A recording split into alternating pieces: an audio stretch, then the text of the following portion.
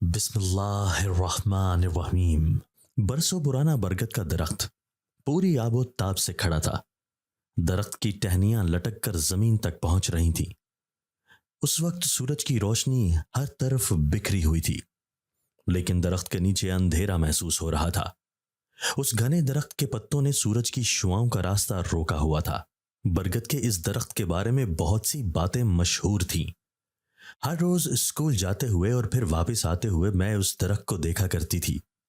اس کے نیچے پھیلا ہوا ہیبت ناک اندھیرا اس بات کی اجازت ہی نہیں دیتا تھا کہ کوئی اس کے نیچے جا کر کھڑا ہو سکے یا اس کی چھاؤں میں بیٹھ کر ٹھنڈک محسوس کر سکے۔ گاؤں کے سبھی لوگ اس درخت سے ڈرتے تھے۔ بڑی بوڑھی عورتیں تو اس سے جڑی ہوئی بہت کہانیاں بھی سناتی تھیں۔ بہت سے لوگ تو اس بات کا بھی دعویٰ کرتے تھے کہ انہوں نے رات کے وقت اس پر جنات کو دیکھا ہوا ہے۔ ان باتوں میں کتنی سچائی تھی یہ تو کوئی نہیں جانتا تھا۔ برگد کا یہ درخت گاؤں کے بالکل شروع میں تھا۔ ہم جب بھی اس کے پاس سے گزرتی تھیں تیز تیز قدموں سے اور کبھی پیچھے مڑ کر بھی نہیں دیکھا تھا۔ اپنی اسکول کی سہیلیوں کے ساتھ تیزی سے اس درخت کے پاس سے گزر رہی تھی کہ اچانک ہی درخت کے اوپر روشنی دکھائی دی، جیسے دور سے دھماکہ ہونے پر روشنی نظر آتی ہے۔ یہ منظر دیکھ کر ہم دوڑنے لگے اور دوڑتے ہوئے اپنے اپنے گھروں کو چلی گئیں۔ اس دن کے بعد تو ہم نے اپنا راستہ بدل لیا تھا، کیونکہ میری سہیلیوں کو اس راستے پر جاتے ہوئے بہت خوف محسوس ہوتا تھا۔ میرا بھی کچھ ایسا ہی حال تھا۔ رات کا کھانا کوئی بھی رغبت سے نہ کھا رہا تھا۔ سب کے چہرے بجھے بجھے اور پریشان دکھائی دے رہے تھے۔ ابا اور اماں کے چہروں پر تو آنسوں کی لکیریں بھی صاف نظر آ رہی تھیں۔ کھانا کھاتے ہوئے میں بار بار سب کی پریشان شکلیں دیکھ رہی تھی۔ چند دن بعد آپا کی شادی تھی، لیکن ہمارے گھر کے ماحول سے تو ایسا لگ رہا تھا کہ خدا نخواستہ یہاں کوئی ماتم ہے۔ سب کی رونی صورتیں دیکھ کر میری بھوک بھی ختم ہو گئی تھی۔ خاموشی سے اٹھ کر کمرے میں آ گئی۔ گرمی کی وجہ سے سب باہر صحن میں بیٹھ کر کھانا کھا رہے تھے۔ کمرے میں گرمی اور حبس بہت زیادہ تھی۔ سب گھر والے تو باہر کھانا کھا رہے تھے، لیکن آپا کمرے میں چارپائی پر خاموشی سے لیٹی ٹکٹکی باندھ کر چھت کی طرف دیکھ رہی تھی۔ میرے آنے پر بھی انہوں نے کوئی حرکت نہ کی۔ کیا ہوا ہے؟ سب کیوں پریشان ہیں؟ آپا کے قریب بیٹھتے ہوئے میں نے پوچھا۔ اپنی اپنی قسمت سے سب پریشان ہیں، بدستور چھت کی طرف دیکھتے ہوئے آپا نے جواب دیا۔ ہمارے گھر کی سوگوار فضا دیکھ کر لگتا ہے کہ اس گھر میں شادی ہو رہی ہے۔ 2-3 دن بعد اس گھر میں بارات آنے والی ہے۔ آپا کی دکھی حالت کو نظر انداز کرتے ہوئے میں نے سوال کیا۔ یہ تو اللہ ہی جانتا ہے کہ بارات آئے گی یا جنازہ اٹھے گا۔ آپا نے دونوں ہاتھوں سے اپنا چہرہ چھپاتے ہوئے کہا۔ آخر بات کیا ہے؟ مجھے بھی تو پتہ چلنا چاہیے۔ صبح اسکول جانے تک تو سب ٹھیک تھا۔ جب سے اسکول سے واپس آئی ہوں سب کے چہرے لٹکے ہوئے دیکھ رہی ہوں۔ فکر مندانہ انداز سے میں نے پوچھا، اس دنیا میں ایک پل میں کیا سے کیا ہو جاتا ہے، اور تم تو صبح سے اسکول گئی ہوئی تھی۔ آپا نے کہا، یہی تو پوچھ رہی ہوں کہ کیا ہو چکا ہے ہمارے گھر میں جس کی خبر مجھے نہیں ہے۔ سب مجھے بہت پریشان اور فکر مند دکھائی دے رہے ہیں۔ آخر مجھے بھی تو پتہ چلنا چاہیے کہ کیا ہو چکا ہے ہمارے گھر میں۔ ایک ایک لفظ زور دیتے ہوئے میں نے کہا۔ جواب دینے کی بجائے آپا نے کروٹ بدل کر منہ دوسری طرف پھیر لیا۔ میں جب سے اسکول سے واپس آئی ہوں اماں کو دیکھا، وہ بھی رو رہی ہیں، ابا بھی اداس اور پریشان ہیں، عادل بھائی بھی بہت خاموش ہیں۔ اب مجھے کیوں نہیں بتاتی کہ کیا ہوا ہے؟ میں نے فکر مندی سے پوچھا۔ آپا نے کروٹ بدل لی تھی، لیکن پھر بھی میں ان سے پوچھ رہی تھی۔ مجھے اچھی طرح سے اندازہ ہو رہا تھا کہ وہ میرے کسی سوال کا جواب نہیں دینا چاہتی، لیکن میں پھر بھی بار بار ان سے پوچھ رہی تھی۔ یہ تو میں جانتی ہوں کہ کوئی نہ کوئی بات ضرور ہے، اور اس بات کا تعلق آپ کے سسرال کے ساتھ بھی ہے، تبھی سب بہت پریشان ہیں۔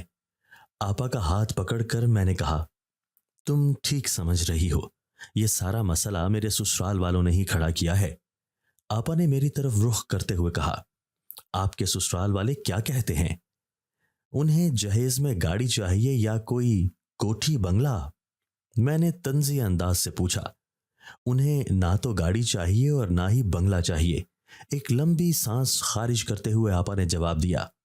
پھر انہوں نے ایسی کیا بات کہہ دی؟ کہیں ایسا تو نہیں آپ کا رشتہ ختم کر دیا ہے؟ एकदम से ये सोच मेरे जहन में आई तो मैंने आपसे पूछ लिया, नहीं गुड़िया, उन्होंने रिश्ता ख़त्म नहीं किया, लेकिन मुझे ऐसा लग रहा है कि रिश्ता ख़त्म हो जाएगा। आपा ने दुख भरे अंदाज से कहा, तुम जानती हो ना कि दिलावर के अब्बा का ख़ानदान बहुत बड़ा है। वो बारात में 300 से ज़्यादा अफराद लेकर आना चाहते हैं, जबकि अब्बा ने उनसे कहा था कि वो 30 से ज़्यादा अफराद नहीं ला सकते। इसलिए सब परेशान हैं। दिलावर के वालिदैन कहते हैं कि उनकी इज्जत का मसला है, पूरी बरादरी में उनकी नाक कट जाएगी। 300 अफराद के लिए खाने पीने का इंतजाम करना अब्बा के बस की बात नहीं है। यही वजह है कि सब बहुत परेशान हैं। अम्मा और अब्बा ने दिलावर के माँ बाप को समझाने की बहुत कोशिश की थी, लेकिन वो तो कोई बात समझने के लिए तैयार ही न थे। 300 अफराद के लिए खाना बनाना और फिर उनकी खिदमत करना कि उन्हें कोई बात बुरी भी ना लगे, हमारे बस की बात नहीं है। आपने तफसील से सारी बात बताई। ये तो आप ठीक कह रही हैं। अचानक ही दिलावर भाई के वालिदैन को क्या हो गया है? वो अच्छी तरह से जानते हैं कि हम बहुत गरीब लोग हैं, वो भी तो बहुत अमीर लोग नहीं हैं, फिर क्यों ऐसे हरकत कर रहे हैं? पूरी बात सुनने के बाद मैंने कहा, मुझे यकीन नहीं आ रहा था कि दिलावर भाई के वालिदैन ऐसा भी कर सकते हैं। पता नहीं गुड़िया, वो ये सब क्यों कर रहे हैं? आपा ने आंखें बंद करते हुए जवाब दिया, हमारे अब्बा के तो कोई बहन भाई भी नहीं है जो हमारी मदद कर दें। मैंने कुछ सोचते हुए जवाब दिया। अब की बार आपा ने कोई जवाब न दिया, खामोशी से दीवार को तकती रहीं। आपी, आपको पता है ना कि पिछले साल आपकी दोस्त ज़हरा की शादी हुई थी? अचानक से कुछ याद आने पर खुश होते हुए मैंने आपा से पूछा। मुझे अच्छी तरह से याद है। अब तो अल्लाह ताला ने ज़हरा को एक प्यारा सा बेटा भी दे दिया है। हैरान नजरों से मेरी तरफ देखते हुए आपा ने जवाब दिया। वो हैरान हो रही थी कि इस परेशानी में उस वक्त मुझे ज़हरा की याद कैसे आ गई। ये भी तो आप जानती हैं कि उनके वालिदैन तो बचपन में ही फौत हो गए थे। उनके ताया और ताई ने पाला था, लेकिन उनकी शादी बहुत धूमधाम से की गई थी। ऐसी शादी तो हमारे गांव में चौधरी साहब के घर भी नहीं होती थी। इतना अच्छा खाना और जहेज था कि हर शख्स हैरान रह गया था। आपा ने इस बात में सर हिला दिया। उस वक्त वो क्या कहती थी कि उनके किसी अमीर रिश्तेदार ने यतीम बच्ची समझकर उनकी मदद की थी और शादी का सारा खर्चा भी उनके रिश्तेदार ने उठाया था। ये सब बातें मुझे पता है, तुम क्यों बता रही हो? हमारा कोई रिश्तेदार इतना अमीर नहीं है और ना ही इतना अच्छा है कि वो मेरी शादी का खर्चा बर्दाश्त करे। आपा ने झुंझुलाते हुए कहा, मैं अच्छी तरह से जानती हूं कि हमारा कोई रिश्तेदार भी ऐसा नहीं है जो हमारी मदद कर सकता हो, लेकिन इस सिलसिले में आप ज़हरा बाजी से पूछ सकती हैं। अगर उनके रिश्तेदार हमारी थोड़ी सी भी मदद कर देंगे तो हमारा मसला हल हो जाएगा। आपा की तरफ पुरउम्मीद निगाहों से देखते हुए मैंने कहा, पता नहीं गुड़िया, तुम्हारे जहन में क्या चल रहा है? किसी को क्या मुसीबत पड़ी है कि वो हमारी मदद करे? आपा ने कुछ ना समझ आने वाले अंदाज से कहा, आपा अभी मेरे साथ उठें, हम अभी और इसी वक्त ज़हरा बाजी के घर जाएंगे। आपा का हाथ पकड़कर जबरदस्ती उठाते हुए मैंने कहा, मुझे तुम्हारी कोई बात समझ नहीं आ रही। ज़हरा अपने ससुराल होगी, अपने माँ बाप के घर तो नहीं है। आपा ने उठने से इनकार करते हुए कहा, स्कूल से वापस आते हुए मैंने देखा था वो अपने बच्चे को उठाकर अपने हमसाए के घर जा रही थी। एक बार फिर आपा का हाथ पकड़ते हुए उन्हें उठाते हुए मैंने कहा, उस वक्त उनके घर कैसे जा सकते हैं? किसी ने देख लिया तो मेरी शामत आ जाएगी। आपा ने उठकर बैठते हुए कहा, उस वक्त अब्बा नमाज पढ़ने के लिए मस्जिद में गए हुए हैं। ज़हरा बाजी के घर में भी इस वक्त औरतें ही होंगी। आप परेशान ना हो, मैं अम्मी से बात कर लेती हूँ, हम थोड़ी देर में वापस आ जाएंगी। आपा को इसरार करते हुए मैंने कहा। वो मेरे साथ जाना चाह रही थी, लेकिन वो ज़हरा बाजी के सामने हाथ फैलाने से झिझक रही थी। बहाना बनाकर अम्मा से इजाज़त लेकर हम दोनों घर से निकल आईं। हमारा गांव बहुत बड़ा था। ज़हरा बाजी का घर हमसे कुछ ही फासले पर था। बिना दस्तक दिए ही हम दरवाजे से अंदर दाखिल हो गईं। सहन में चारपाइयां बिछाकर बिस्तर लगाए हुए थे। ज़हरा बाजी एक चारपाई पर अपने बच्चे के साथ बैठी हुई थी, जबकि उनकी ताई अम्मी बरामदे में नमाज अदा कर रही थी। हमें देखकर ज़हरा बाजी बहुत खुश हुई और कमरे में ले गईं। हमारे पास ज्यादा वक्त नहीं था, इसीलिए जल्दी से उस वक्त आने की वजह बताई। हमारा मसला सुनकर वो भी परेशान हो गई थी। मुझे कुछ ज्यादा इल्म तो नहीं है कि हमारे कौन से रिश्तेदार ने मदद की थी। मैं ये भी नहीं जानती کہ اب وہ آپ کی مدد کرے گا یا نہیں؟ زہرا باجی نے دھیمے لہجے سے جواب دیا، میں تو پہلے ہی گڑیا سے کہہ رہی تھی کہ زہرا کے اپنے اختیار میں تو کچھ نہیں ہے نا، وہ اپنے رشتہ داروں کو کیسے کہہ سکتی ہے کہ میری دوست کی مدد کرو؟ شرمندہ لہجہ سے آپا نے کہا، یہ تو تم بالکل ٹھیک کہہ رہی ہو، کیا تمہارے ابا نے انہیں سمجھانے کی کوشش نہیں کی؟ انہیں اپنی مجبوری بتاتے کہ تھوڑی سی زمین سے اتنی زیادہ آمدن نہیں ہوتی، بہت مشکل سے ہی وقت گزرتا ہے۔ بے بس لہجے سے زہرا باجی نے کہا، ابا نے تو انہیں سمجھانے کی بہت کوشش کی تھی، بلکہ اماں تو دلاور کے ابا کے سامنے ہاتھ جوڑ کر کھڑی ہو گئی تھی۔ وہ بھی اپنی جگہ پر بہت مجبور ہیں کہ اگر وہ اپنے اکلوتے بیٹے کی بارات کے ساتھ خاندان کے افراد کو لے کر نہیں آتے تو سب ناراض ہو جائیں گے اور وہ اپنے خاندان سے کٹ جائیں گے۔ آپا نے دکھی لہجے سے کہا، اپنے خاندان والوں کو خوش کرنے کے چکر میں ان لوگوں نے تم لوگوں کا خون تک جلا دیا ہے۔ زہرا باجی نے غصے سے کہا، ان کے جانے کے بعد میں نے اماں اور ابا سے صاف الفاظ میں کہہ دیا تھا کہ مجھے یہاں پر شادی ہی نہیں کرنی۔ رشتہ کرتے وقت انہوں نے اس بات کا اصرار کیا تھا کہ وہ کوئی جہیز نہیں لینا چاہتے، اسی وجہ سے میں اس رشتے پر راضی ہوئی تھی۔ جہیز نہ لینے کا مطلب یہ ہرگز نہیں تھا کہ وہ ہمیں اب دوسری طرح سے تنگ کرنے لگ جائیں۔ آپا نے افسوس بھرے لہجے سے کہا، میں تمہاری مدد کرنا چاہتی ہوں، لیکن پتہ نہیں میں تمہاری مدد کر بھی سکوں گی یا نہیں۔ زہرا باجی نے ہماری طرف دیکھتے ہوئے کہا، نہیں نہیں، تمہیں پریشان ہونے کی ضرورت نہیں ہے، تم اپنے بچے پر اور سسرال پر توجہ دو، میں نہیں چاہتی کہ میری وجہ سے کوئی پریشانی ہو۔ آپا نے شکریہ ادا کرتے ہوئے کہا، تمہاری مدد کرنے سے مجھے کوئی پریشانی نہیں ہوگی، اگر میں تمہارے کسی کام نہ آؤں تو یہ میرے لیے بہت دکھ کی بات ہوگی۔ زہرا باجی نے ہمدردانہ لہجے سے کہا، ان کی باتوں سے دوستی اور محبت کی خوشبو آ رہی تھی، لیکن وہ بھی ہماری طرح مجبور تھیں۔ ابھی تم لوگ اپنے گھر جاؤ، میں کل دن کو تمہارے گھر آؤں گی، تم یقین رکھو کہ تمہارا مسئلہ حل ہو جائے گا، تمہیں پریشان ہونے کی ہرگز ضرورت نہیں ہے۔ زہرا باجی نے مسکراتے ہوئے تسلی دی، اللہ کرے کہ تم جو کچھ کہہ رہی ہو ویسا ہی ہو جائے، لیکن میں تو بہت پریشان ہوں۔ آپا نے کرسی سے اٹھتے ہوئے کہا، میں نے تم سے کہا نا کہ پریشان ہونے کی ضرورت نہیں ہے، تمہارے مسئلے کا حل ہو جائے گا۔ اچانک ہی زہرا باجی نے بہت ہی پرسکون انداز سے کہا، ان کا انداز اچانک ہی بدل گیا تھا، جسے محسوس کر کے ہم دونوں بہت حیران ہوئیں۔ تم تو ایسے کہہ رہی ہو جیسے تمہارے پاس کوئی جادو ہو۔ آپا نے مسکراتے ہوئے اس سے پوچھا، ایسا ہی سمجھ لو کہ میرے پاس ایک جادو ہے جو تمہارے ہر مسئلے حل کر دے گا۔ چہرے پر مسکراہٹ سجاتے ہوئے زہرا باجی نے جواب دیا، کیا تم جانتی ہو کہ ہماری ایک ہم جماعت لڑکی تھی نیلو، تمہیں یاد ہے یا نہیں؟ یا وہ لڑکی یاد ہے؟ مجھے کیوں بھول جائے گی، وہ جو لنگڑا کر چلتی تھی نا؟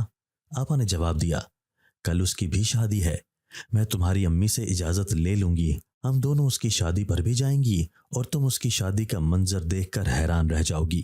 تمہیں اپنی آنکھوں پر یقین نہیں آئے گا کہ اس کا مزدور باپ اپنی بیٹی کی شادی اتنی شان و شوکت سے کیسے کر رہا ہے۔ زہرا باجی نے جاسوسی انداز سے کہا، یہ تو بہت خوشی کی بات ہے، لیکن وہ تو ہم سے بھی زیادہ غریب لوگ تھے۔ آپا نے حیران ہوتے ہوئے کہا، بس تم تیار رہنا اور مجھ پر چھوڑ دینا، میں خالہ سے اجازت لے لوں گی، انشاءاللہ تمہاری شادی بھی بہت دھوم دھام سے اور بہت اچھے طریقے سے ہوگی، اور مجھے امید ہے کہ تم اپنے سسرال میں بھی بہت خوش رہو گی۔ تسلی دیتے ہوئے زہرا باجی نے کہا، اچھا ہم اب چلتی ہیں، ابا آتے ہوں گے، اگر کسی گاؤں کے شخص نے مجھے گھر سے باہر دیکھ لیا تو پورے گاؤں میں یہ خبر پھیل جائے گی کہ دلہن رات کو گلیوں میں پھر رہی تھی۔ آپا نے ہنستے ہوئے زہرا باجی سے کہا، اور پھر ہم گھر واپس آ گئیں۔ ساری رات بستر پر کروٹیں بدلتے ہی گزر گئی۔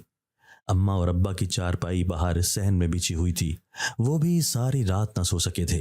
کچھ ایسا ہی حال آپا کا اور میرا بھی تھا۔ عادل بھائی بھی بہت پریشان تھے، لیکن وہ امی اور ابا کو حوصلہ بھی دے رہے تھے۔ صبح معمول کے مطابق فجر کی نماز ادا کرنے کے بعد میں دوبارہ بستر پر لیٹ گئی۔ کیا بات ہے، آج تم نے دوبارہ سونے کی تیاری کر لی ہے، اسکول نہیں جانا؟ آپا نے مجھے دوبارہ لیٹتے ہوئے دیکھ کر پوچھا۔ ایسی ہی بات ہے، آج میرا اسکول جانے کا دل نہیں چاہ رہا، میں نے جواب دیا۔ بہت بری بات ہے اسکول سے چھٹی کرنا، اور وہ بھی کسی وجہ کے بغیر۔ آپا نے مجھے ڈانٹتے ہوئے کہا، آپ جو مرضی کہتی رہیں، میں نے آج اسکول نہیں جانا، میرا اسکول جانے کا جی نہیں چاہ رہا، میں نے ضدی لہجے سے کہا اور سر سے پاؤں تک خود کو چادر سے ڈھانپ لیا۔ اگلے سال تم کالج چلی جاؤ گی، لیکن ابھی تک تمہارا انداز بالکل بچوں جیسا ہے، آپا نے ہنستے ہوئے کہا، اور کمرے سے باہر چلی گئیں۔ اسکول سے چھٹی کرنے کی دو وجوہات تھیں۔ ایک وجہ تو یہ تھی کہ شادی کی وجہ سے گھر میں بہت سارے کام تھے، آپا کی شادی میں چند دن ہی باقی رہ گئے تھے، اس لیے میں چاہتی تھی کہ ان دنوں میں ان سے گھر کا کوئی کام نہ کرواؤں اور سب کام میں خود کروں تاکہ آپا کو ریسٹ مل سکے۔ دوسری وجہ یہ تھی کہ میں خود زہرا باجی سے یہ جاننا چاہتی تھی کہ انہوں نے اتنے یقین سے کیسے کہہ دیا کہ وہ ہماری مدد کریں گی۔ صبح ناشتہ کرنے کے بعد گھر کے کام کاج میں اماں کی مدد کرنے لگی اور آپا کو کوئی بھی کام کرنے سے منع کر دیا۔ مجھے بہت زیادہ بے چینی سے زہرا باجی کا انتظار تھا۔ عادل اور ابا صبح گھر سے نکلے ہوئے تھے۔ اس وقت گھر پر صرف میں، اماں اور آپا تھیں۔ گھر کی صفائی کرتے ہوئے اماں نے ایک تھیلے میں ردی بھر کر رکھ دی تھی۔ اچانک ہی باہر گلی میں سے ردی خریدنے والے کی آواز سنائی دی۔ میں نے جلدی سے ردی والا تھیلا اٹھا کر گھر کے دروازے سے باہر آ گئی۔ میرا ارادہ ردی بیچ کر دکان سے مزے کی چیزیں لینے کا تھا۔ وہ شخص سائیکل پر سوار گاؤں سے باہر کی طرف جا رہا تھا اور ردی کے لیے آوازیں بھی لگا رہا تھا۔ رکو، رک جاؤ، رک جاؤ، میں اسے آوازیں دے رہی تھی، لیکن وہ تیزی سے چلاتا ہوا گاؤں سے باہر کھیتوں میں پہنچ چکا تھا۔ تھیلا زمین پر رکھ کر میں اس کے پیچھے دوڑنے لگی تاکہ اسے روک سکوں۔ برگد کے درخت سے کچھ فاصلے پر اس نے پیچھے مڑ کر دیکھا۔ ہاتھ کے اشارے سے میں نے اسے رکنے کا کہا۔ سائیکل سے نیچے اتر کر اس نے سائیکل کو سٹینڈ پر کھڑا کیا اور میری طرف بڑھنے لگا۔ بھائی، مجھے تو لگتا ہے کہ تم اونچا سنتے ہو، ہمارے گھر کے قریب سے تم گزرے تھے تو میں نے آواز دینا شروع کی تھی۔ گاؤں سے باہر آ کر تم نے میری آواز سنی۔ پھولے ہوئے سانس کے ساتھ میں نے کہا، ابا جی معاف کرنا، میں اپنے دھیان میں جا رہا تھا، مجھے تمہاری آواز نہ سنائی دی۔ اس نے شرمندہ لہجے سے کہا، اچھا میں یہاں ہی کھڑی ہوں، وہ سامنے گلی میں ردی والا تھیلا پڑا ہوا ہے، اسے اٹھا کر لے آؤ۔ گلی کی طرف اشارہ کرتے ہوئے میں نے کہا تو وہ سر ہلاتے ہوئے جانے لگا۔ تھوڑی دیر بعد ہی وہ ردی والا تھیلا اٹھا کر لے آیا۔ اس کا وزن کرنے کے بعد پیسے مجھے دیے۔ وہ گہرے سانولے رنگ کا ایک جوان آدمی تھا، گدلے میلے کپڑے پہنے ہوئے تھا۔ سب سے عجیب بات اس کے ہاتھ تھے، اس کے ہاتھوں پر عجیب طرح کے بڑے بڑے بال تھے۔ بالوں کو دیکھتے ہوئے مجھے عجیب کراہت محسوس ہو رہی تھی۔ اس کے ہاتھ سے ردی کے پیسے پکڑتے ہوئے میں نے اس کے چہرے کی طرف دیکھا تو خوف کا ایک شدید جھٹکا لگا اور میں چند قدم پیچھے ہو گئی۔ میری حالت سے بے خبر وہ سائیکل کے اوپر بیٹھ کر آگے بڑھ گیا۔ اس کے ہاتھوں کی طرح اس کا چہرہ بھی بہت عجیب سا تھا۔ آنکھوں کی جگہ یوں محسوس ہو رہا تھا جیسے دہکتے ہوئے دو سرخ انگارے رکھ دیے ہوں۔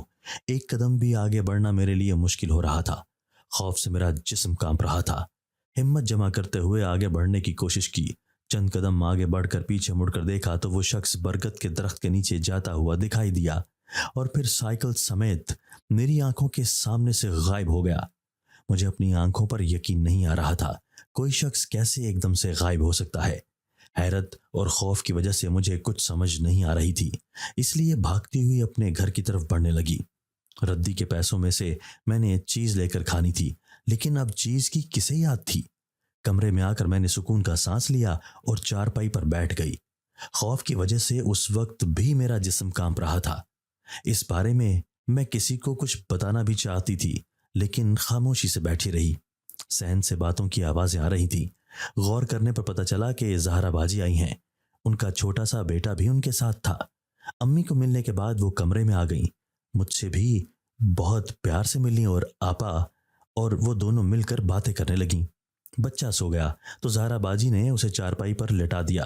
زہرا باجی، میں بہت بے صبری سے انتظار کر رہی ہوں، آپ نے ہمیں بہت امید دلائی تھی۔ ان دونوں کو ادھر ادھر کی باتیں کرتے دیکھ کر میں نے بے صبری سے کہا، تم کیوں پریشان ہوتی ہو؟ ابھی تمہاری عمر نہیں ہے کہ تم ان مسئلوں کی وجہ سے پریشان ہو۔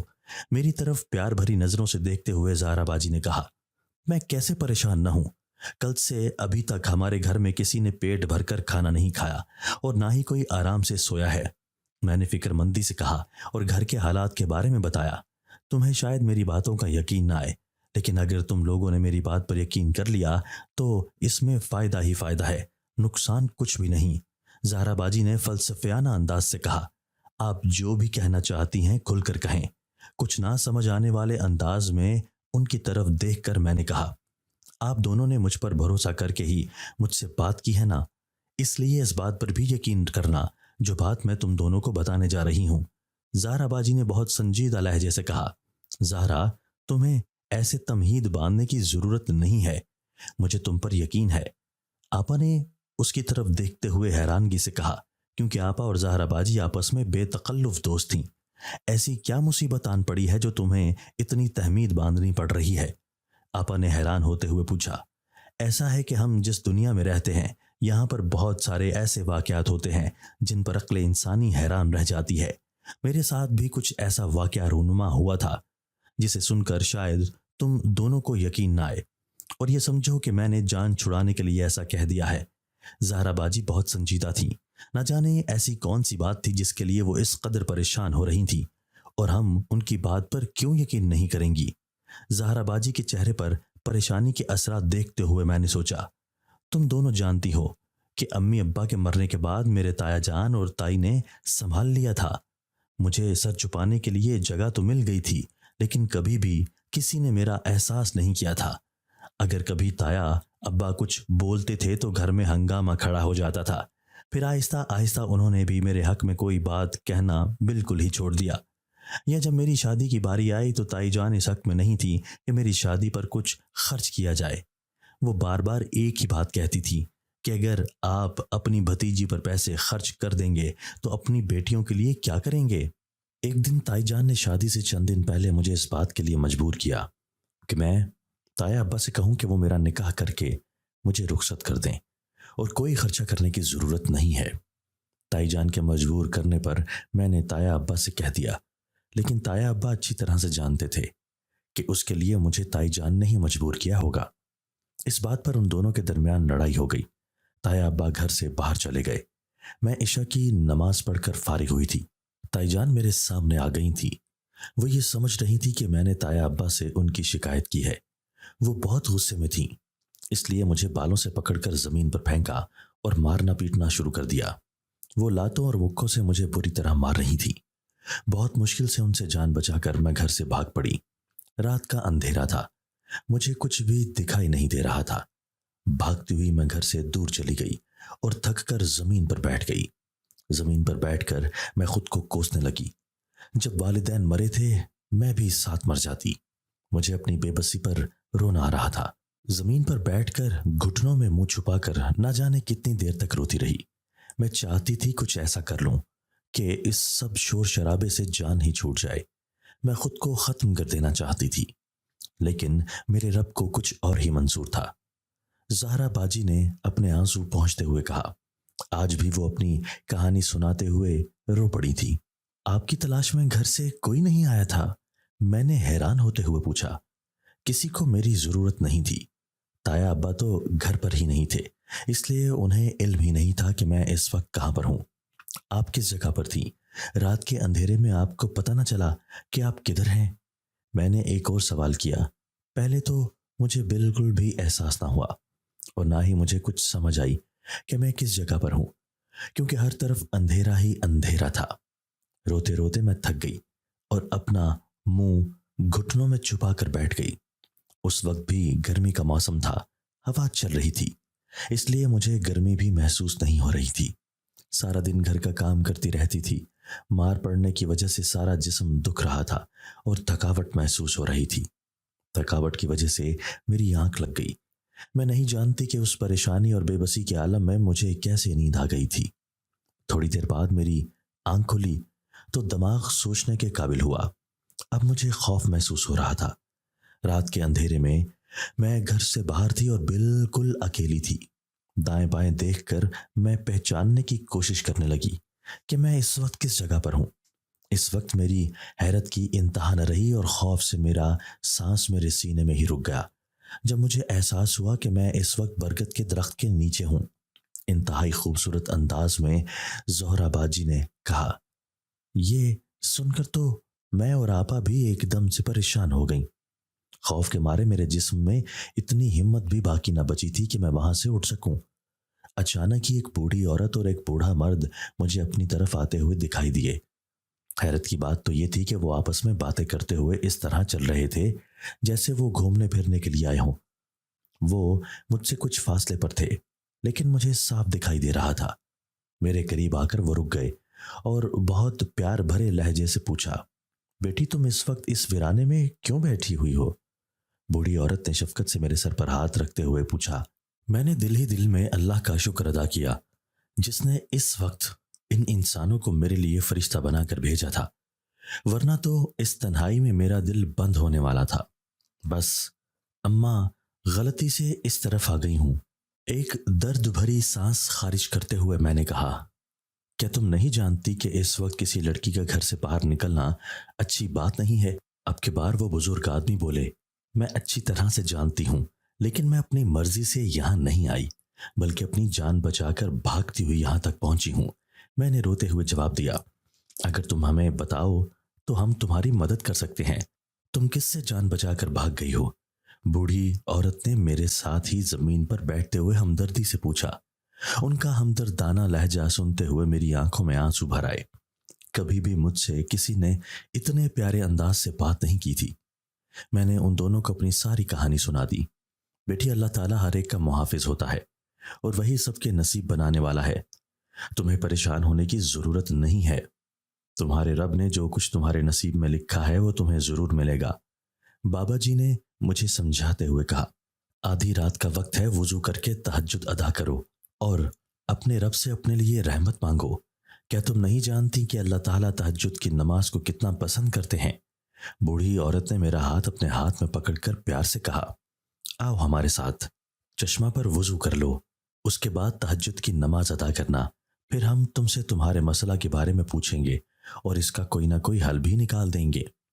खड़े होते हुए बूढ़ी औरत ने कहा। अब मैं उन दोनों के पीछे पीछे चल पड़ी। कुछ फासले पर ही एक नदी बह रही थी, जिसके साफ सुथरे पानी से हमने वुजू किया। वुजू करने के बाद हम उसी दरख्त के नीचे वापस आ गए। तुम यहाँ पर रात के इस वक्त अपने रब से अपने लिए खैर मांगो, हम भी नमाज अदा करते हैं। बूढ़ी औरत ने कहा। हैरत की बात तो यह है कि उस वक्त मुझे कोई भी खौफ महसूस नहीं हो रहा था।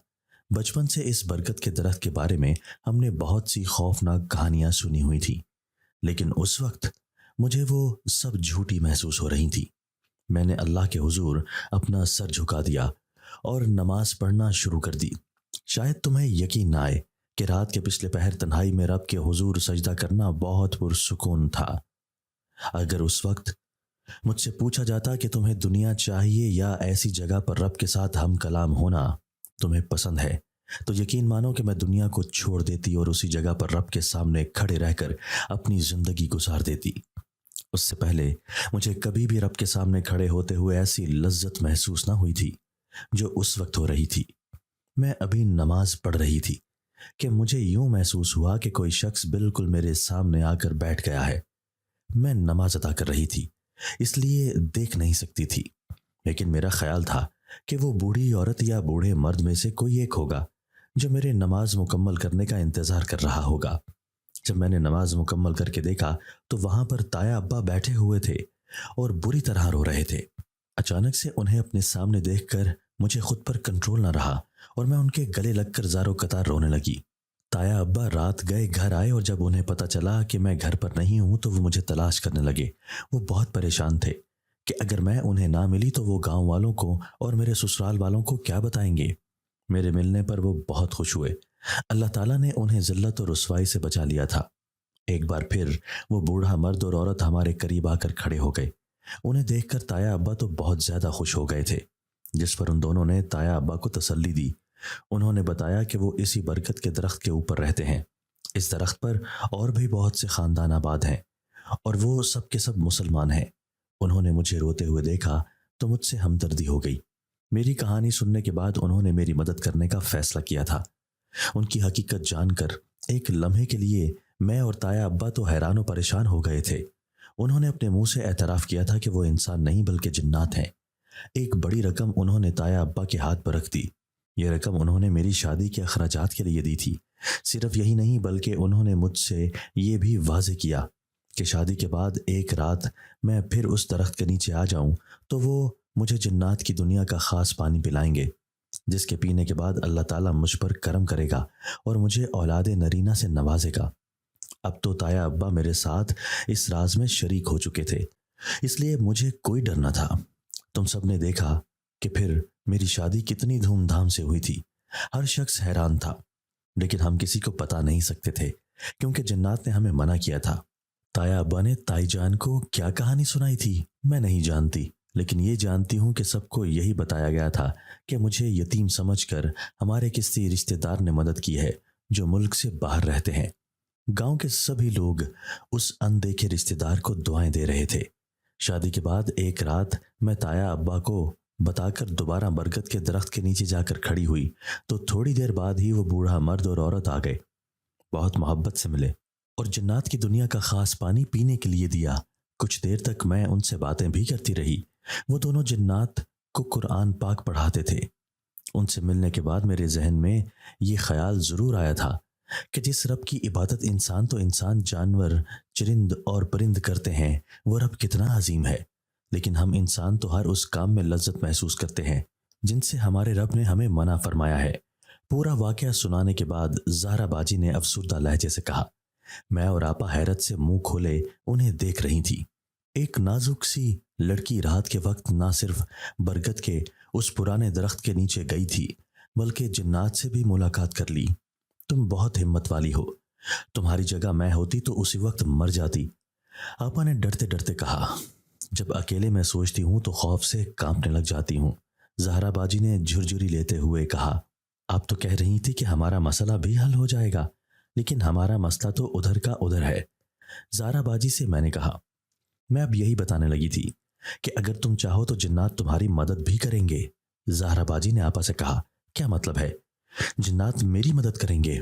کیسے اور کیوں؟ آپا نے حیران ہوتے ہوئے پوچھا۔ تم بھی آدھی رات کو برگد کے اس پرانے درخت کے نیچے تہجد کے نوافل ادا کرنا، جنات خود ہی تمہارے پاس آ جائیں گے اور جب وہ تم سے پوچھیں گے تو انہیں بتا دینا کہ تمہاری شادی ہو رہی ہے اور تمہیں شادی کے اخراجات کے لیے رقم چاہیے۔ زہرا باجی نے مشورہ دیا۔ تمہارا دماغ تو نہیں خراب ہو گیا؟ آپا نے ایک دم چیخ کر کہا۔ کیوں، میں نے ایسا کیا کہہ دیا ہے؟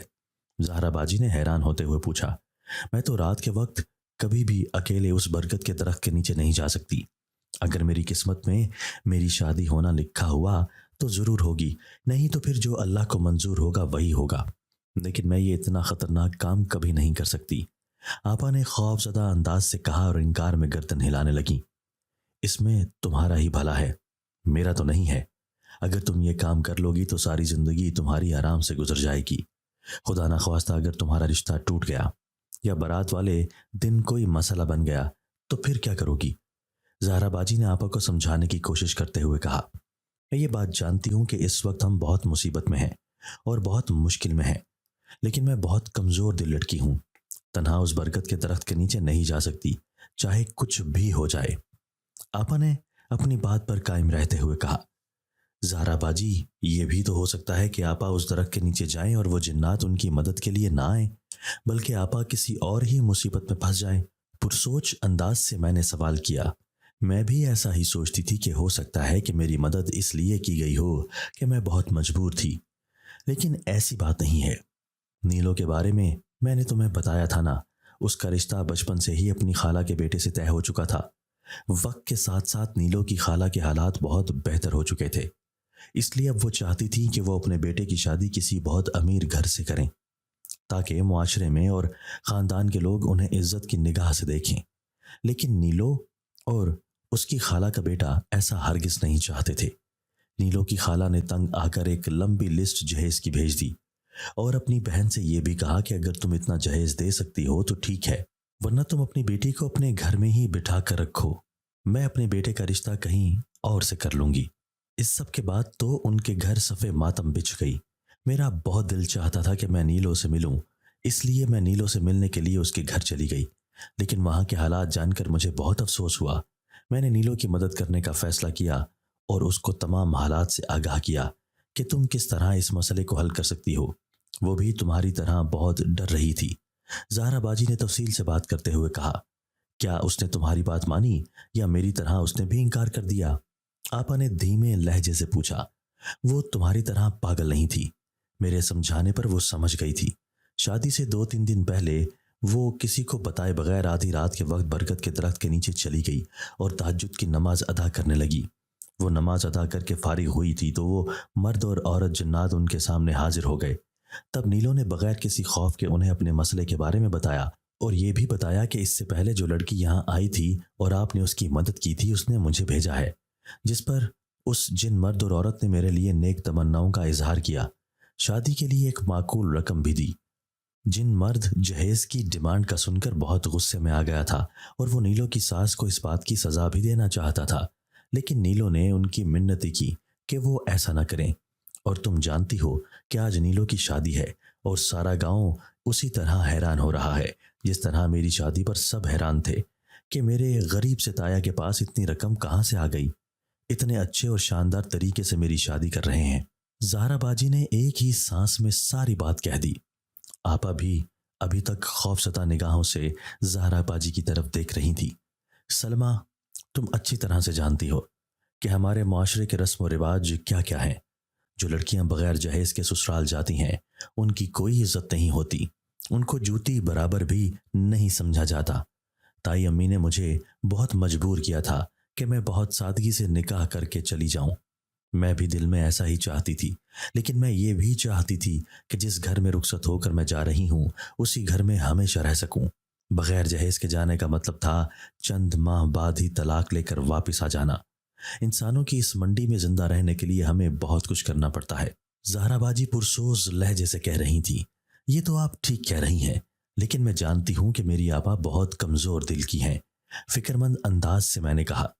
میرے ذہن میں بار بار ایک ہی سوچ آ رہی تھی کہ اگر آپا نے اپنے اندر ہمت پیدا نہ کی تو پھر نہ جانے کیا ہو جائے گا۔ ابا کا بے بس اور لاچار چہرہ بار بار میری نگاہوں کے سامنے گھوم رہا تھا۔ گڑیا، میں اچھی طرح سے جانتی ہوں سلمہ کو یہ بچپن سے ہی بہت ڈرپوک تھی۔ اگر یہ کبھی ایک چھوٹا سا چوہا بھی دیکھ لیتی تھی تو اس کی جان نکل جاتی تھی۔ لیکن اس وقت بات عزت اور مستقبل کی ہے۔ میں کب سے تم دونوں کے ساتھ باتیں کرنے میں ہی مصروف ہوں۔ میں سسرال سے اسی وجہ سے آئی تھی کہ نیلو نے مجھے اپنی شادی پر بلایا تھا۔ تم اچھی طرح سے کوئی فیصلہ کر لو، شام کو میں پھر تم سے ملنے کے لیے آؤں گی۔ سوئے ہوئے بچے کو اٹھاتے ہوئے زہرا باجی نے کہا اور دروازے سے باہر نکل گئی۔ آپا تو اپنے خیالوں میں ہی کھو چکی تھی۔ انہیں دروازے تک چھوڑنے کے لیے میں ان کے ساتھ آئی۔ نیلو کی شادی پر جانے کے لیے اماں بھی تیار ہو رہی تھی۔ ارے لڑکیو، تم دونوں نے زہرا کو کچھ کھلایا پلایا ہی نہیں ہے۔ اتنے عرصے بعد تو وہ ہمارے گھر آئی تھی اور کچھ کھائے پیے بغیر ہی جا رہی ہے۔ زہرا باجی کو جاتے دیکھ کر اماں نے غصے سے کہا، کوئی بات نہیں، اس وقت میں جلدی میں ہوں، شام کو پھر آؤں گی، اس وقت کھا لوں گی۔ زہرا باجی نے مسکراتے ہوئے کہا اور دروازے سے باہر نکل گئی۔ آپا، یہ کام بہت مشکل ہے، لیکن اس کام میں ہی ہم سب کی بہتری ہے۔ تمہیں کیا لگتا ہے کہ زہرا جو کہہ رہی ہے وہ سچ ہے؟ آپا کا لہجہ بے یقینی کی چغری کھا رہا تھا۔ کیا مطلب ہے؟ آپ کیا سمجھ رہی ہیں کہ زہرا باجی نے آپ کے ساتھ جھوٹ بولا ہے؟ حیران ہوتے ہوئے میں نے آپا سے پوچھا، کیونکہ مجھے ان کے اس سوال پر یقین نہیں آ رہا تھا۔ اپنی جان چھڑانے کے لیے اس نے یہ کہانی ہمیں سنا دی ہے۔ وہ میری بچپن کی پرانی دوست تھی، اس لیے اس نے مجھے انکار کرنے کے بجائے ایک جھوٹا قصہ سنا دیا ہے۔ آپا نے افسوس سے سر ہلاتے ہوئے کہا، مجھے سمجھ نہیں آ رہی کہ آپ کو زہرا باجی کی بات پر یقین کیوں نہیں آ رہا۔ میں نے حیران ہوتے ہوئے پوچھا، ان سب باتوں کو چھوڑو اور آرام سے لیٹ جاؤ، اپنا کام کرو، میرے ساتھ اب کوئی بھی بات مت کرنا۔ آپا نے بیزار لہجے سے کہا، آپ بہت غلط کر رہی ہیں، کسی کے خلوص پر شک نہیں کرنا چاہیے۔ اگر زہرا باجی ہماری مدد نہیں کر سکتی تھی تو وہ انکار کر دیتی۔ ہم نے کون سا پستول ان کے سامنے رکھ دی تھی کہ ہماری مدد کرو ہی کرو، اور وہ ڈر کے مارے ہماری مدد کر رہی ہیں۔ میں نے آپا کو سمجھانے کی کوشش کی، گڑیا تم ابھی بہت چھوٹی ہو، تمہیں ان معاملات میں بولنے یا دلچسپی لینے کی ضرورت نہیں ہے۔ مجھے کسی پر کوئی امید نہیں ہے سوائے اللہ تعالیٰ کی ذات کے۔ وہ جو فیصلہ بھی میرے حق میں کرے گا سب سے بہتر ہوگا۔ آپا نے بستر پر لیٹتے ہوئے کہا اور چہرے کا رخ دوسری طرف موڑ لیا۔ وہ اب اور کوئی بات نہیں کرنا چاہتی تھی۔ نیلو کی چھوٹی بہن نمرا میری کلاس فیلو اور بہت اچھی دوست تھی، لیکن میرا دل بہت اداس ہو رہا تھا، اس لیے میں نے شادی پر نہ جانے کا فیصلہ کیا۔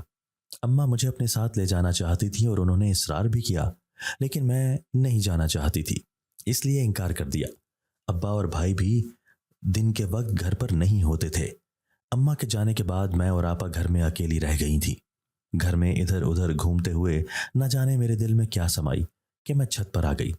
हमारे घर की छत से बरगद का दरख्त सामने दिखाई दे रहा था। बहुत देर तक उस दरख्त की तरफ मैं गौर से देखती रही। अचानक ही मैंने एक फैसला किया। अब मेरा दिल मुतमईन हो चुका था। छत से नीचे आकर मैं आराम से लेट गई। एक बार फिर से अपने फैसले पर गौर करने लगी। मैं अटल फैसला कर चुकी थी और इसलिए पीछे हटने का तो सवाल ही पैदा ना होता था। मैं बहुत बेचैनी से रात होने का इंतजार कर रही थी। शाम के वक्त जहरा बाजी ने दोबारा आपा को समझाने की बहुत कोशिश की, लेकिन वो न मानी। सब घर वाले सो चुके थे, लेकिन मुझे नींद नहीं आ रही थी। बेचैनी से इधर उधर करवटें बदल रही थी। शादी के अखराजात के लिए अब्बा ने चौधरी साहब से कर्ज मांगा था। चौधरी साहब ने यकीन दहानी कराई थी कि 1-2 दिन में वो मतलूबा रकम दे देंगे। अब ये अल्लाह ही बेहतर जानता था कि चौधरी साहब के दिल में क्या है, वो अब्बा की मदद करेंगे या नहीं। आधी रात का वक्त था और मैं सोने की कोशिश कर रही थी, लेकिन चंद लम्हे के बाद मेरी आंख खुल जाती क्योंकि मैं बहुत बेचैन थी। हिम्मत जमा करते हुए मैं उठी और बहुत मोहतात कदम उठाते हुए मैंने वुजू किया और फिर एक बड़ी सी चादर को खुद में लपेट लिया। खौफ से मेरा जिस्म थर थर कांप रहा था, लेकिन मैं इस मौका को गंवाना नहीं चाहती थी। दरवाजे को आराम से खोलने की कोशिश की ताकि कोई आवाज पैदा ना हो और किसी की आंख ना खुले। बाहर गली में भी खूब अंधेरा था, लेकिन मैंने खौफ को अपने ऊपर हावी ना होने दिया और बरगद के दरख्त की तरफ चल पड़ी। मुझे जो कुरानी आयात और सूरतें ज़बानी याद थीं, उनका विर्द मेरी ज़बान पर जारी था। बरगद के दरख्त के नीचे पहुंचकर मैंने तहज्जुद की नमाज के नवाफिल अदा करने की नीयत बांध ली। अभी मुझे नमाज अदा करते हुए थोड़ी देर हुई थी कि मुझे यूं महसूस हुआ कि मेरे आसपास कोई और भी मौजूद है। खौफ के मारे मेरा सारा जिस्म पसीने से भीग गया। हैरत की बात तो यह थी कि अब मुझे अंधेरा नहीं महसूस हो रहा था। नमाज अदा करके फारिग हुई तो एक मर्द और एक औरत मेरे सामने जमीन पर बैठे हुए थे। औरत ने एक बड़ी सी चादर ओढ़ी हुई थी, जबकि मर्द का चेहरा बहुत नूरानी और बारेश था। क्या बात है बेटा, तुम भी किसी मुसीबत में हो और हमसे मदद लेने आई हो? औरत ने मोहब्बत भरे अंदाज से पूछा। मैंने उन्हें तफसील से हर बात बताई। हम तुम्हारी मदद जरूर करेंगे, तुम्हें परेशान होने की जरूरत नहीं है, लेकिन हम ये चाहते हैं कि तुम्हारी बहन की शादी ऐसे घर में हो जहां पर वो खुश रहे।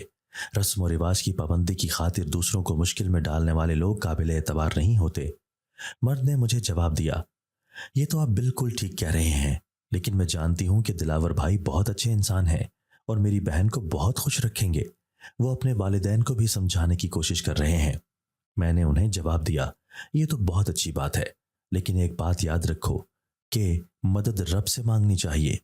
हम तुम्हारी मदद कर रहे हैं, लेकिन इसके बाद शायद हम किसी और की मदद ना कर सकें, क्योंकि जिन्नात के हवाले से राजदारी सबसे अहम बात होती है, जबकि अब हमारा ये राज बहुत से लोगों तक पहुंच चुका है। इसके बाद शायद हम किसी और की मदद ना कर सकें, लिहाजा दूसरों की तरफ देखने की बजाय अपने रब से मदद मांगा करो। बुजुर्ग आदमी ने मेरी तरफ एक कपड़े का थैला बढ़ाते हुए कहा। शुक्रिया अदा करते हुए थैला मैंने पकड़ लिया। अब तुम जाओ, इससे पहले कि तुम्हारे घर वालों को खबर हो जाए या गांव का कोई और शख्स तुम्हें देख ले। बूढ़ी औरत ने कहा, मैं आप दोनों की बहुत शुक्रगुजार हूं। आप नहीं जानते कि हमारे खानदान पर आपने कितना बड़ा एहसान किया है। मैंने तशक्कुर आमेज लहजे से कहा, हमारी कोई औकात नहीं कि हम किसी पर एहसान कर सके। इंतहाई आजिजी से मर्द ने कहा। फिर वो दोनों मेरे सामने से गायब हो गए और मैं घर की तरफ चल पड़ी। अभी मैं अपने घर से कुछ फासले पर ही थी कि अब्बा और अदील भाई मेरी तरफ आ रहे थे। शुक्र है कि तुम जिंदा सलामत हो और हमें मिल चुकी हो। हम तो अब तुम्हारी लाश ही तलाश करने के लिए आए थे। अब्बा ने मुझे देखकर गुस्से से कहा, आपको कैसे पता चला कि मैं इस तरफ हूं? मैंने मुस्कुराते हुए पूछा। तुम्हारी माँ की आंख खुली तो बाहर का दरवाजा खुला हुआ था। उसने अंदर झांक कर देखा तो तुम्हारा बिस्तर भी खाली था। हम सब परेशान हो गए, लेकिन सलमा ने हमें सब कुछ बता दिया। तुम बहुत पागल हो जो ज़ाहरा की बातों में आ गई। अब्बा ने बहुत परेशानी से कहा, यहाँ पर बातें करने के बजाय घर चलें। अगर किसी ने देख लिया तो बहुत बदनामी हो जाएगी। आदिल भाई ने गुस्से से कहा और फिर हम घर आ गए। घर आकर पैसे का थैला मैंने अब्बा की तरफ बढ़ाया। ये क्या है, खोल कर देख लें, मैंने खुशी से कहा। पहले अब्बा ने हैरान नजरों से मेरी तरफ देखा और फिर जब थैले के अंदर नजर डाली तो एक झटका खाकर खड़े हो गए। ये इतने ज्यादा पैसे तुम्हें किसने दिए? अब्बा ने हैरान होते हुए पूछा। आप जिस लड़की को गलत समझ रहे थे उसने हमारी बिल्कुल ठीक मदद की थी। ये पैसे जिन्नात ही ने मुझे दिए हैं। تاکہ میں انہیں اپنی بہن کی شادی پر خرچ کر سکوں۔ میں نے سنجیدہ لہجے سے کہا۔ سب بہت حیران تھے، کسی کو یقین نہیں آ رہا تھا۔ سب سے پہلے اماں نے آگے بڑھ کر مجھے گلے لگا لیا۔ اپنی بہن کی خوشیوں کے لیے تم نے اپنی زندگی کو داؤ پر لگا دیا، اماں نے روتے ہوئے کہا۔ مجھے یقین نہیں آ رہا کہ میرے لیے تم نے اتنا بڑا قدم اٹھا لیا تھا، اپنی آنکھوں سے آنسو صاف کرتے ہوئے آپا نے کہا۔ میرے لیے میرے ماں باپ اور بہن بھائی سب سے زیادہ عزیز ہیں۔ اگر میری جان بھی چلی جاتی تو مجھے کوئی افسوس نہ ہوتا۔ میں نے اپنی دلی کیفیت سے سب کو آگاہ کیا۔ یہ رقم سنبھال دو، صبح ہوتے ہی میں شادی کے انتظامات کر لوں گا، ابا نے رقم اماں کو دیتے ہوئے کہا۔ سب گھر والے بہت خوش ہو رہے تھے اور یہی تو میں چاہتی تھی کہ میرے گھر کی خوشیاں لوٹ آئیں۔ فجر کی اذان کی آواز سنائی دی تو میں اپنے رب کے حضور سجدہ ریز ہو گئی۔ رب کا بہت بہت شکر ادا کیا جس نے ہمارے لیے نئے اسباب پیدا کیے تھے، لیکن جنات کی آواز میرے کانوں میں گونج رہی تھی کہ مدد رب سے مانگنی چاہیے، کسی انسان سے نہیں۔ میں نے اپنے دل میں فیصلہ کر لیا تھا کہ آج کے بعد کبھی کسی کے سامنے ہاتھ نہیں پھیلانا، بلکہ اپنی زندگی میں کچھ ایسی تبدیلیاں لانی ہیں جن پر عمل پیرا ہو کر کسی کے سامنے جھکنا پڑے اور نہ ہی کسی کے سامنے ہاتھ پھیلانے پڑے۔ میں نے سوچ لیا تھا کہ میں اپنی زندگی میں محنت کے علاوہ کچھ نہیں کروں گی تاکہ اپنی زندگی کو، اپنے گھر والوں کی زندگی کو کامیاب بنا سکوں۔ میری بہن کی خوشیاں اس کی منتظر تھیں اور یہ میرے لیے بہت اطمینان کا باعث تھا۔ دوستو، اگر آپ کو آج کی ہماری یہ ویڈیو پسند آئی ہے تو اسے لائک کیجئے اور اسے اپنے پیاروں کے ساتھ شیئر ضرور کیجئے گا۔ اور ہاں، اگر آپ نے ابھی تک ہمارا چینل سبسکرائب نہیں کیا تو ہمارا چینل سبسکرائب کر دیجئے اور بیل آئیکن بھی پریس کر دیجئے تاکہ ہماری ہر نئی آنے والی ویڈیو آپ کو بر وقت مل سکے۔ اللہ حافظ۔